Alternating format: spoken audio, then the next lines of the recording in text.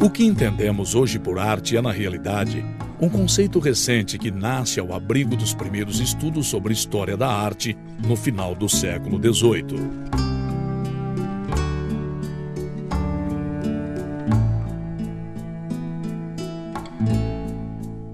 Neste tempo, os descobrimentos de Pompeia e Herculano desencadeiam na Europa uma verdadeira paixão pela arqueologia, que dará como fruto muitas outras escavações e, sobretudo, o conceito moderno do patrimônio de museus e legado cultural. Até então, não existia propriamente uma história da arte como hoje a conhecemos. O conceito de arte como produto cultural do mais alto valor aplicamos a partir de então sobre a obra dos artistas que surgiram, fazendo-o sentir uma responsabilidade quase sagrada em cima do seu próprio trabalho, mas também em cima de todos os tipos de restos de materiais de culturas e civilizações hoje perdidas, cujos artistas e clientes permaneceram com toda a probabilidade completamente ignorantes deste elevado conceito.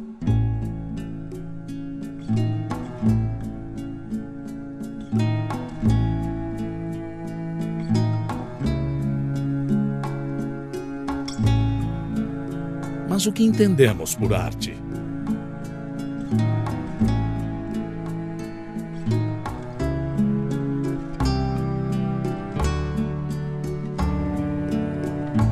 Na linguagem comum, hoje continuamos nos referindo à arte igual a nos tempos dos romanos, como uma habilidade que alcança uma perfeição singular graças a alguns conhecimentos normalmente herdados e, sobretudo, a um treinamento paciente que não deixa de lado a intuição.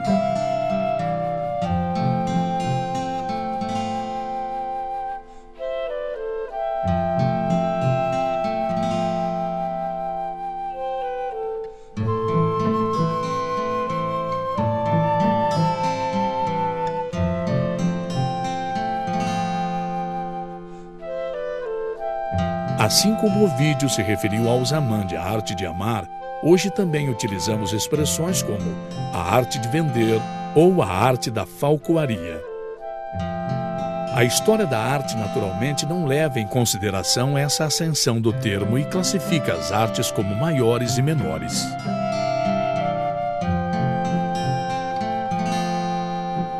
Das 5 maiores, 3 se manifestam sobretudo na dimensão do espaço, que são a pintura, a escultura e a arquitetura.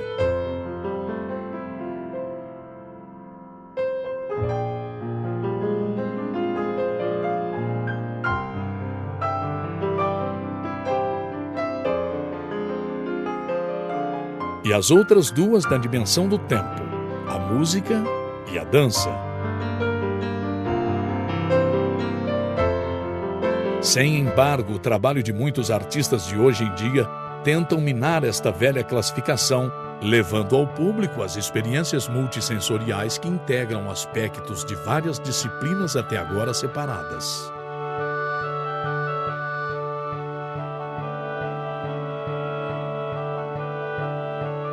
Acompanhar a história da arte é uma experiência muito mais estimulante à medida que conhecemos mais como deram à luz suas obras.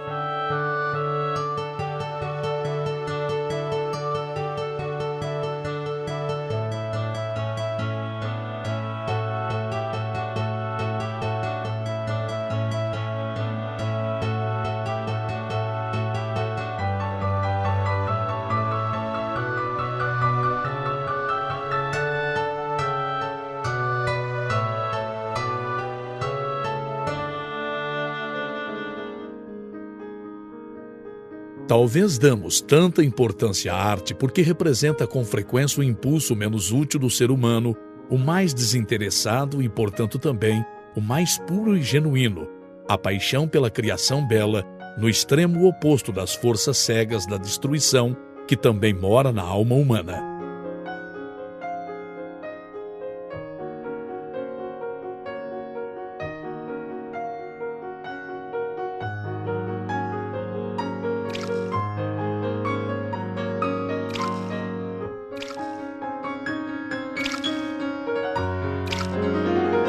A partir que a tribo aprendeu a fabricar uns poucos utensílios que garantisse sua sobrevivência, seu primeiro impulso é enfeitá-los, e enfeitar também seus corpos e pintar em pedras, ou esculpir nelas as representações de seus maiores anseios, seja a coberta da casa ou a fecundidade de suas mulheres.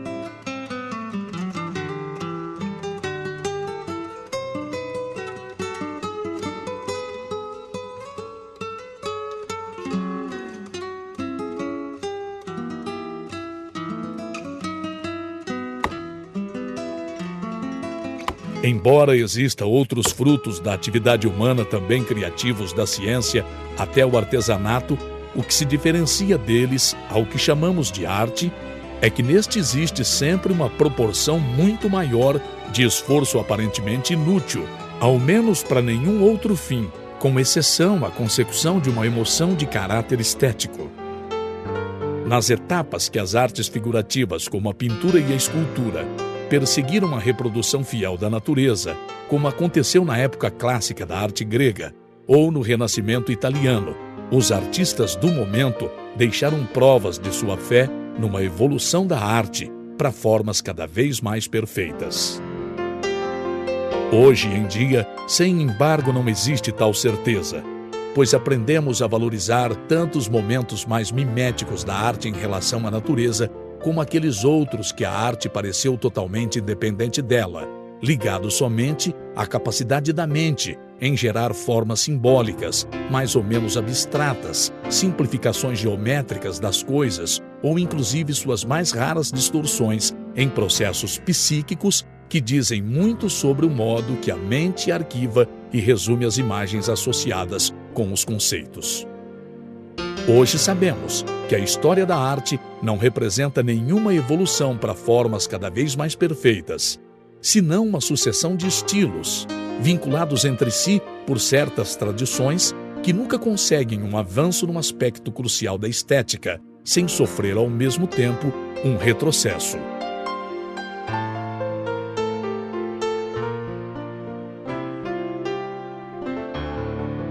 Um ciclo frequente de evolução que, ao seguir estilos artísticos de toda a época, conta com 5 fases, cada uma das quais podem durar desde uns poucos anos, como nas vanguardas do século XX, até muitos centenários deles, como na arte egípcia.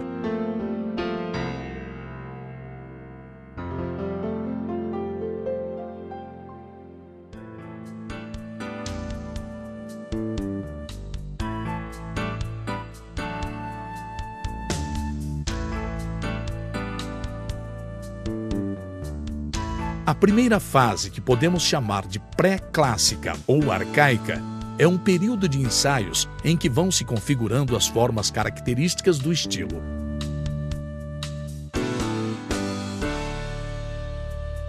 Na fase clássica, estas formas cristalizam em um repertório coerente, sombrio e equilibrado, que se dá a referência futura para qualquer evolução do estilo.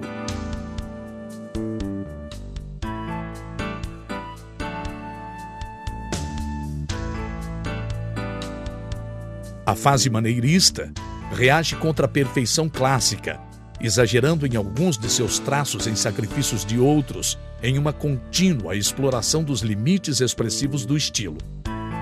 Na fase barroca, evolução da anterior, as obras perseguem efeitos ainda mais dramáticos, enriquecendo os temas e recursos para sobrecarregar o espectador ou impressioná-los, com demonstrações de virtuosismo.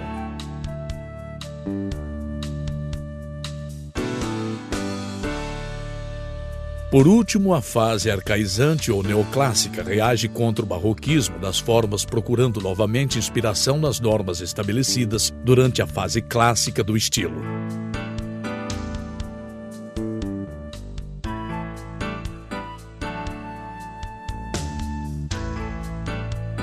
Quando olhamos pinturas como a de Altamira e Lascaux, podemos nos sentir maravilhados pelas qualidades plásticas destas representações de animais, como seu expressivo desenho, a naturalidade de suas posturas, representadas de memória, ou o aproveitamento que fazem dos volumes das pedras para dar maior realce à anatomia do animal. Mas tudo isso não nos deve fazer esquecer que estas pinturas não foram feitas para serem vistas e admiradas, pois formam parte de afastados santuários, sem luz natural dentro das cavernas onde moravam estes primeiros habitantes, e sua principal função era de proporcionar cobertura às peças aí representadas, já sejam bisontes, cervos, javalis, cavalos ou rinocerontes. De fato, somente uma média de 15% dos animais representados nessas cavernas alcançam a maestria que tanto admiramos nas reproduções mais famosas, enquanto os demais possuem um caráter puramente funcional. Sobre algumas partes das paredes rochosas existem acumulações de animais superpostos, enquanto que sobre outras apenas não há nada, o que parece indicar que havia zonas mais sensíveis que outras à magia, ou seja, que os animais representados sobre elas eram caçados com maior facilidade que os representados em outros cantos.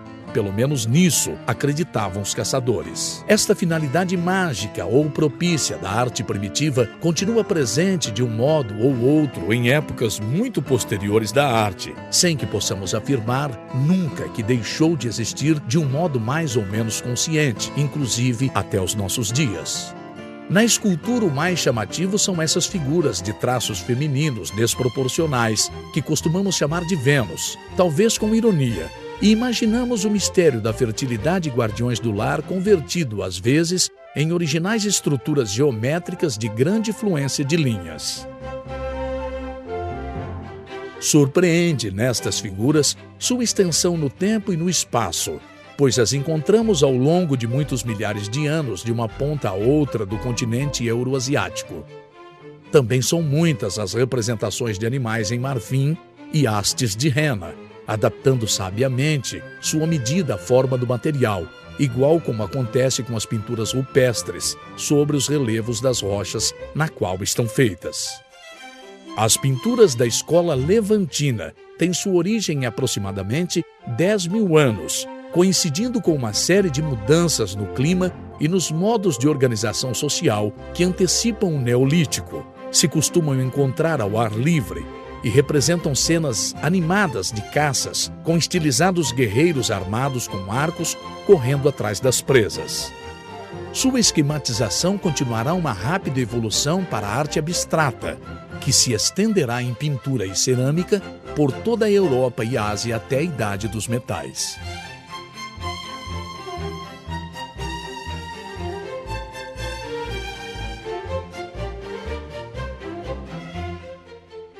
A figura feminina chega a se converter em um mero triângulo.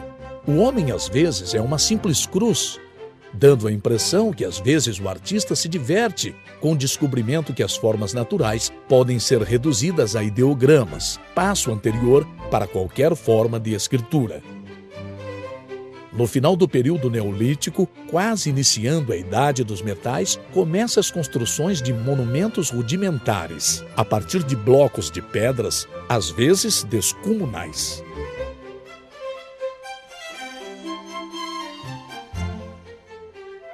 O dolmen, por exemplo, é uma tumba feita com blocos somente desbastados, colocados em vertical sobre o qual se apoiam outros horizontais, para formar uma câmara funerária, toda ela recoberta com terra. Este modelo evoluiu a outros mais complexos e se estende em segundos lugares a épocas relativamente recentes. Um dos modelos mais característicos está precedido por um amplo corredor, chegando a ter câmaras funerárias de até 25 metros de longitude e 6,5 de largura. Em relação à observação dos astros, se escolhem outros monumentos como o Menhir e o Kronlek. O Menhir é uma pedra vertical, às vezes isoladas, e outras vezes em alinhamentos que podem chegar a ser de vários milhares de metros, o que nos faz pensar em sociedades prósperas e perfeitamente organizadas.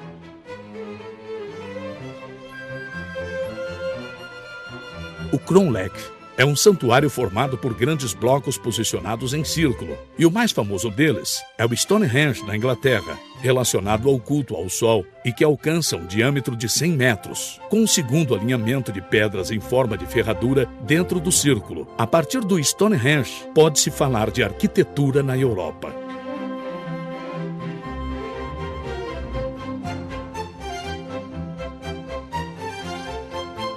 Por volta do ano 3300 a.C., começa a história egípcia, que será prolongado até o século IV da nossa era, numa das formas mais estáveis de civilização que a humanidade conheceu.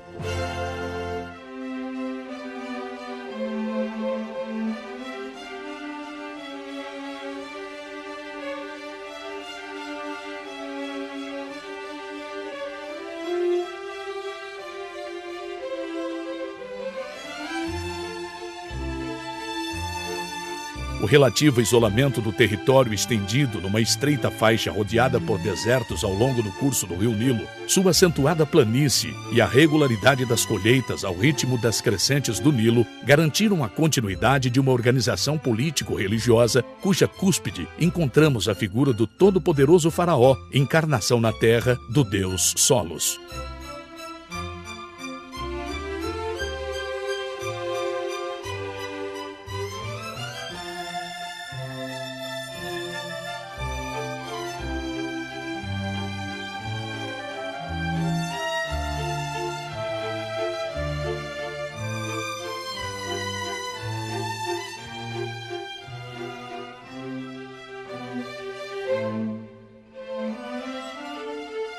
Durante este dilatado período, aparece um estilo artístico de muito forte caráter, que terá uma enorme influência no Ocidente, reaparecendo seu espírito cada vez que a arte europeia aflorava suas fórmulas de imitação da natureza e procurava inspiração fora dela, nas formas simbólicas e transcendentes herdadas da arte egípcia.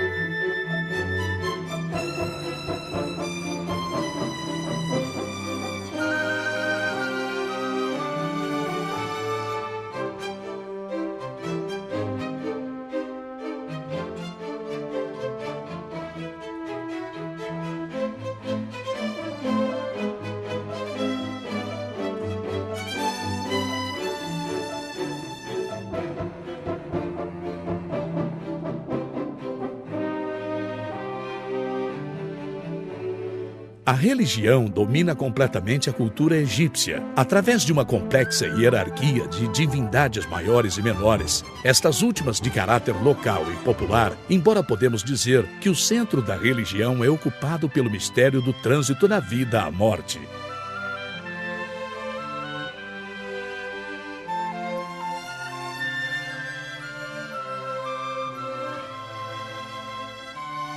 Para se conseguir que os rituais funerários prolonguem a vida eternamente, é necessário o cumprimento de 3 condições que infelizmente só estão ao alcance dos poderosos. Conservar o corpo intacto, por meio de técnicas de embalsamamento, para que a alma do defunto tenha um suporte material no além. Dar o necessário para uma existência confortável, comidas, objetos pessoais e, sobretudo, um bom número de serviçais, embora estivessem simplesmente representados. E, por último, dispor de um espaço bastante amplo e seguro para albergar tudo no interior.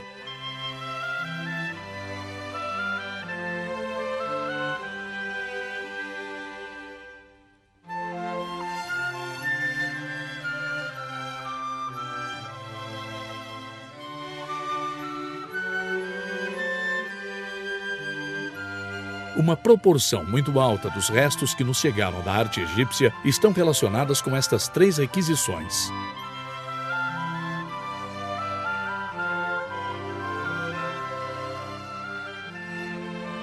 Assim, a necessidade de manter preservado o corpo depois da morte costumava complementar-se com uma estátua do defunto e outros retratos pintados que cumpriam uma missão parecida à da própria múmia.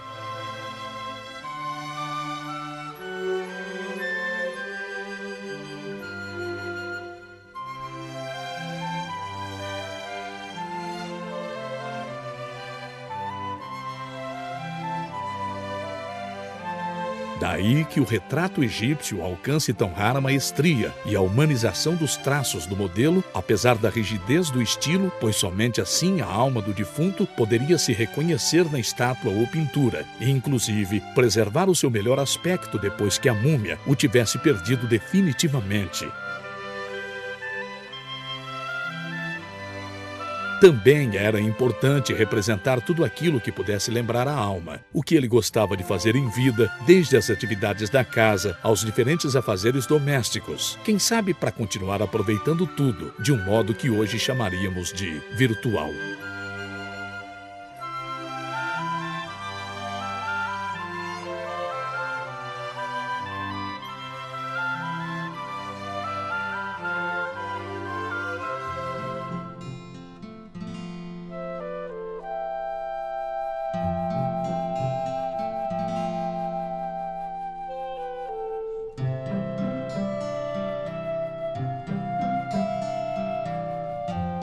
A partir daí, as lindas pinturas que cobrem as câmaras funerárias em tantos monumentos egípcios, complementadas às vezes com lindas figurinhas de barro que representam todo tipo de cenas da vida cotidiana.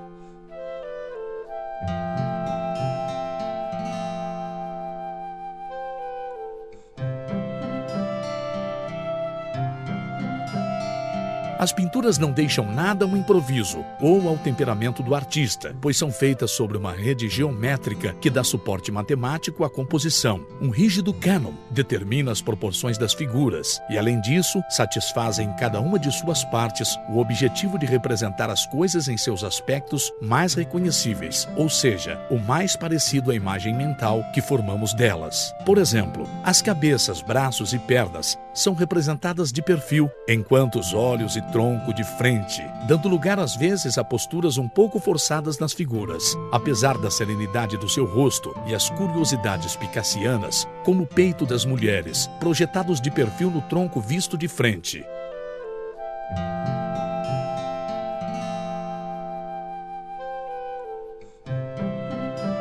Mas nas melhores pinturas e baixos relevos egípcios, a harmonia geral e o traçado seguro e refinado nos fazem esquecer toda a aparente incorreção, impondo sua indiscutível beleza. Na escultura, o principal aspecto é a frontalidade das figuras e a simetria sobre um eixo, sobretudo nas representações de deuses e faraós, de inigualável solenidade, de escala às vezes sobre-humana. No outro extremo, contrastando com estas formas de pedra, a arte egípcia é capaz de produzir obras de uma surpreendente naturalidade e viveza em figuras tão célebres como a do escrivão sentado, que ainda parece esperar a ordem do ditado.